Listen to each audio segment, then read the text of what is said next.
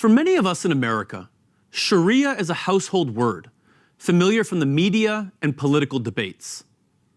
But what is shariya, and how much do ordinary Americans really know about it? We may think of it as Islamic law, but that doesn't tell us very much if we know little about the Islamic tradition. I'm not a Muslim myself, but I am a scholar of Islamic law, and I often find myself introducing shariya to college students whose only knowledge of Islam might come from news reports about distant and confusing events. I tell them that for Muslims, shariya means the way or path to God. I also explain that it's broader than just law and refers to the very idea of God communicating with humans through revelation. This is why for Muslims, the shariya includes God's messages to previous prophets, from Noah to Abraham, Moses, and Jesus. This shouldn't be a surprise. Muslims see God's revelation to Muhammad as a continuation and completion of the message revealed to the earlier Jewish and Christian prophets. But while the shariya is not just law, it is law. It contains rules of behavior. But Muslim legal scholars of the past describe the shariya not so much as a codified rule book like our tax code, nor as merely a set of higher principles like the idea of natural law, but as the ongoing search for God's prescriptions for human action. Like the Mosaic Law, the shariya is the discovery of the rules that will allow believers to obey God. Muslims understand that these rules of shariya reflect broader purposes and values.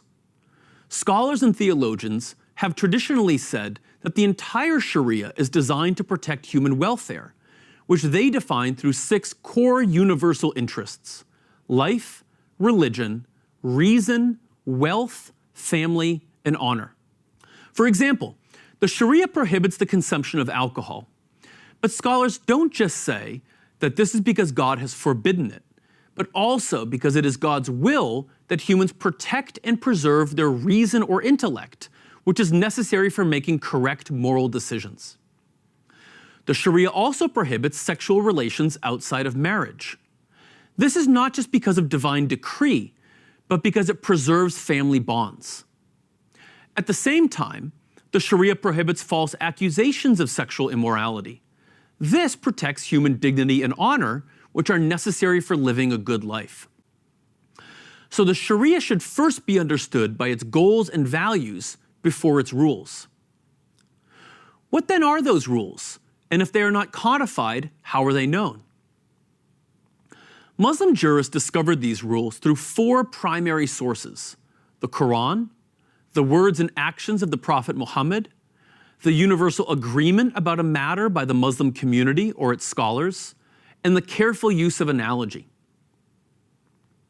Law usually refers to the public sphere, but most of the sharia's rulings are about private spiritual practice, such as prayer, fasting, charity, and so on.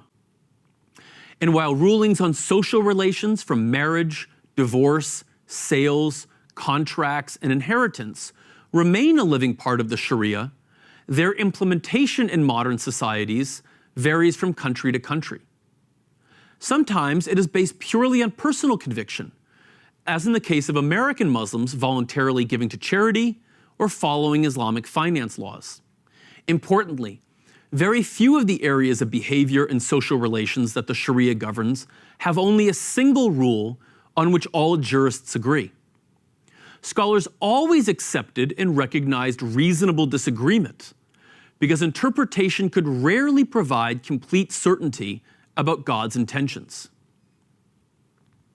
Yet this did not mean that anyone could just impose their own understanding of God's law on others, especially through force. While the shariya also encompasses certain rulings on civil procedure, aspects of crime and punishment, and even warfare, only public authorities could establish courts with the power to enforce shariya rulings. Today, this has changed in a number of ways. In nations where Muslims are minorities, such as the United States, Muslim scholars emphasize that the shariya makes it obligatory for Muslims to follow the secular laws of the lands where they live. In many Muslim majority countries, it is now the state alone, and not scholars who specialize in the shariya, that decides what will be enforced in courts. And the state's rules are completely divorced from the sophisticated methods and culture of traditional scholars.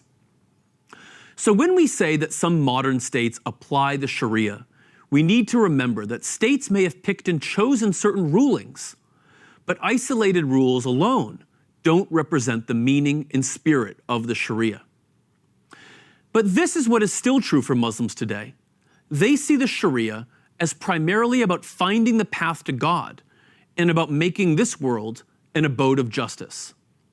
In other words, for Muslims, the shariya is about protecting the most important human interests and values: life, religion, wealth, reason, family, and honor.